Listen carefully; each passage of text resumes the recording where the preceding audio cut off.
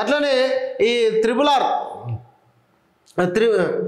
Are south 201 కిలోమీటర్లకి green signal కూడా ఇచ్చింది.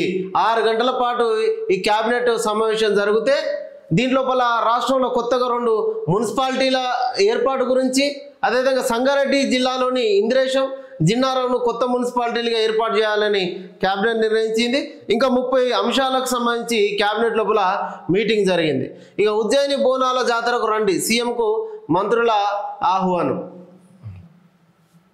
ఉప ఎన్నికల్లో ఆప్ హవా, 5లో 2 స్థానాలు కైవసం. గుజరాత్లోని విషావదర్, పంజాబ్లోని లూధియానాలో గెలుపు. గుజరాత్లోని కాడి స్థానం బీజేపీ కైవసం. కేరళలో నీలంబూర్లో కాంగ్రెస్, బెంగాల్లో కలిగంజ్లో టీఎంసీ విజయం. 4 రాష్ట్రాల్లో జరిగిన అసెంబ్లీ బైపోల్స్ ఫలితాలు ఈ విధంగా ఉన్నాయి.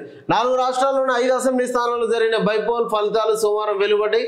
గుజరాత్లోని 2 అసెంబ్లీ స్థానాలకు ఎలక్షన్ జరిగితే కాడి స్థానంలో బీజేపీ అభ్యర్థి, తర్వాత విషావదర్ సెగ్మెంట్లో ఆప్ అభ్యర్థి గెలుపొందారు. పంజాబ్లోని లూధియానా వెస్ట్ సెగ్మెంట్లో ఆప్ అభ్యర్థి సంజీవ్ అరోరా విజయం సాధించారు. కేరళలో కాంగ్రెస్, బెంగాల్ లోపల టీఎంసీ ఒక్కో స్థానాన్ని గెలుచుకున్నది. ఇక ఈసీల నియామకంలో జాప్యం, వర్సిటీల్లో ఖాళీగానే పోస్టులు, ఫలితంగా అసిస్టెంట్ ప్రొఫెసర్ల ఖాళీల భర్తీకి బ్రేక్. విధానపరమైన నిర్ణయాలు తీసుకోలేక ఇబ్బందులు, సమస్యను పట్టించుకొని విద్యాశాఖ అధికారులు. రాష్ట్రంలో ఉన్నటువంటి అన్ని యూనివర్సిటీలు, దాదాపు అన్ని యూనివర్సిటీల లోపల ఎగ్జిక్యూటివ్ కమిటీల నియామకం లోపల లేట్ అవుతూ ఉన్నది. ఇంకోవైపు టీచింగ్ స్టాఫ్ లేక విద్యార్థులు, అటు స్టాఫ్ లేక విద్యార్థులకు బోధన కూడా చెప్పనటువంటి పరిస్థితి ఉన్నది.